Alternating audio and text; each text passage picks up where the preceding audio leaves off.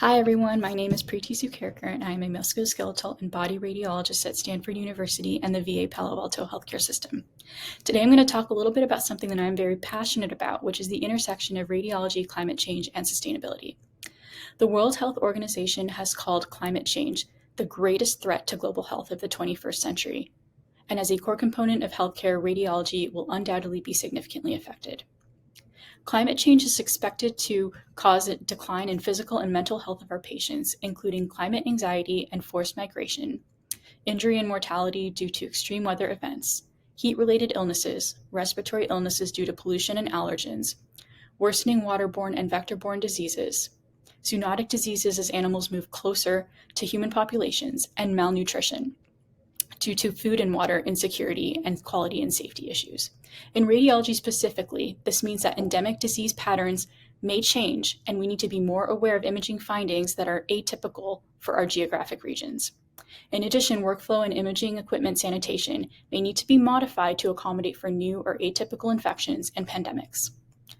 There will also be disruption to health systems and supply chains due to these weather events or other downstream effects of climate change.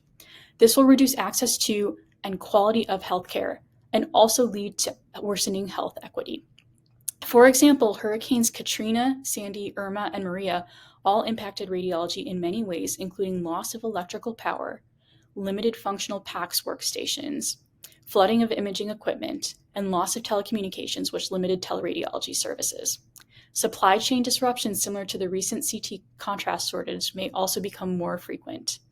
These events are expected to impact underserved communities disproportionately. For example, patients living in rural areas affected by severe events like flood or wildfire will have even less access to imaging. And finally, because of these impacts, there's expected to be rising healthcare costs and worsening strain on an already stressed out healthcare system. On the other side of the equation is something many people do not think about, and that is the significant contribution of healthcare and specifically radiology to climate change.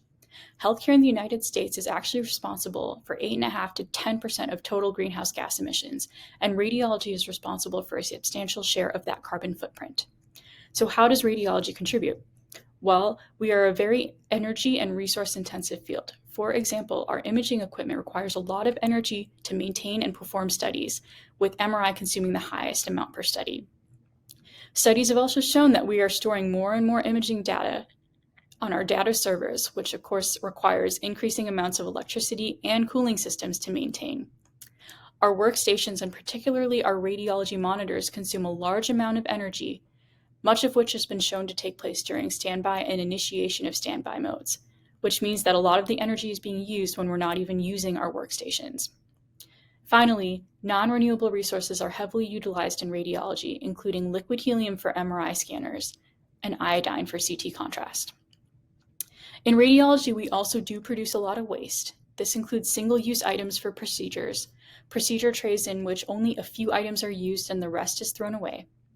And we also have to consider excreted and discarded contrast, which is not adequately removed by our wastewater treatment plants and can end up in aquatic systems and in our drinking water. Finally, we do need to factor in the greenhouse gas emissions produced by production and shipping of equipment and other materials used in radiology, including our scanners, procedure trays, medications, contrast, etc. So what can we do? Well, the biggest impact we can have is to increase awareness and education among our healthcare workers, trainees, researchers, and vendors. More formally, this might include integration of information about climate change into radiology residency curricula and into CME courses.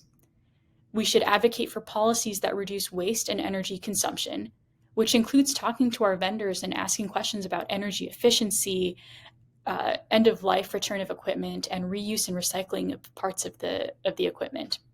The goal here is to create a more circular economy rather than a linear economy. And as an added benefit, many of these policies would actually reduce monetary costs, which would be an advantage to our healthcare system overall. We also need to develop better disaster plans and prepare for workflow modifications during severe weather events or in the setting of changing disease patterns and pandemics. Another step we can take would be to promote research and sustainability QI projects and include trainee involvement. Finally, at an individual level, we should all be conscientious of our practice and our recommendations to ordering providers. This includes prioritizing modalities such as ultrasound that utilize less energy and produce less waste when they can appropriately answer clinical questions. We should also be conscious of turning off our monitors and lights at the end of the day, and we should avoid using contrast when it's not needed. And finally, we should consider using reusable rather than single-use materials in cases where reusable items have been shown to be more environmentally friendly. Sustainability in radiology is a field in which there is a lot of opportunity. Everyone can get involved, even in a small way, such as turning off your monitor at the end of the day, and make a huge difference for all of us and for the future of radiology and healthcare in general. Thank you.